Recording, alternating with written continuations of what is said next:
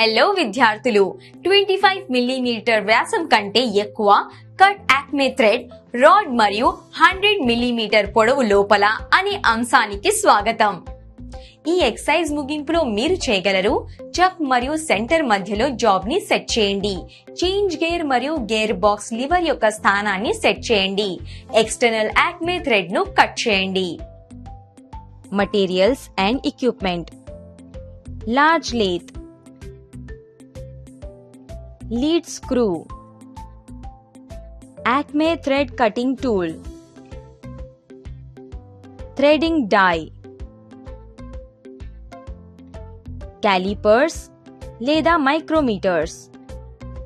Process: job ని 4 జా independent చక్ లో పట్టుకోండి మరియు ట్రూ చేయండి.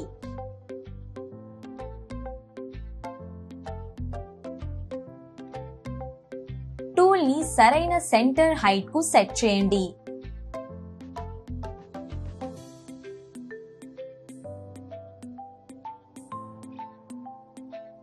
జాబ్ యొక్క ఒక చివరను ఫేస్ చేయండి.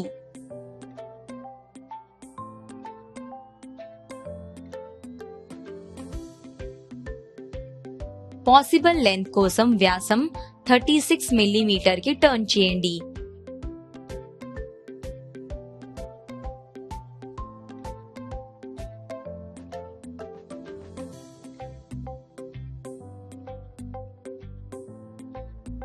ఎండ్ ని 2x45 డిగ్రీ చాంఫర్ చేయండి.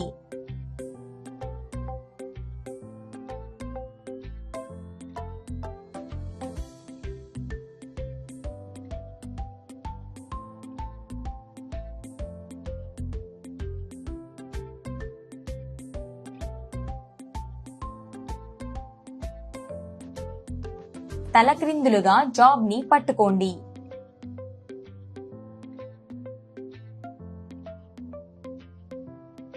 మొత్తం పొడవును 160 మిల్లీమీటర్ దగ్గర ముగించండి.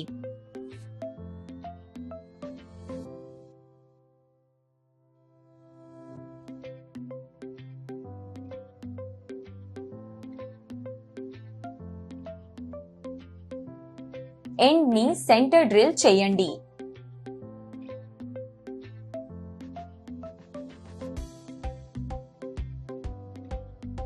చక్ మరియు సెంటర్ మధ్య జాబ్ ని పట్టుకోండి.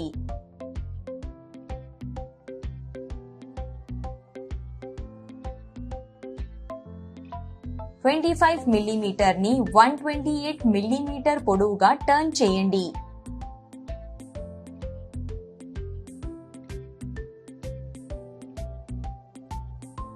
వ్యాసం 20 మిల్లీమీటర్ ని 20 మిల్లీమీటర్ పొడవుగా మార్చండి.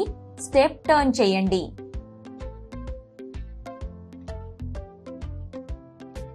జాబ్ యొక్క తల మరియు థ్రెడ్ భాగానికి మధ్య 8 మిల్లీమీటర్ వెడల్పు అండర్ కట్ చేయండి.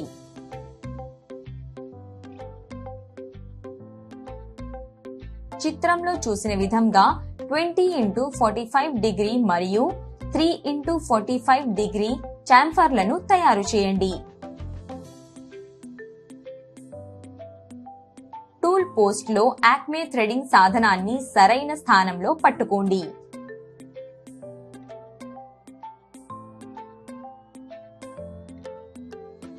ఎక్స్టర్నల్ యాక్మే థ్రెడ్ ను కత్తిరించండి.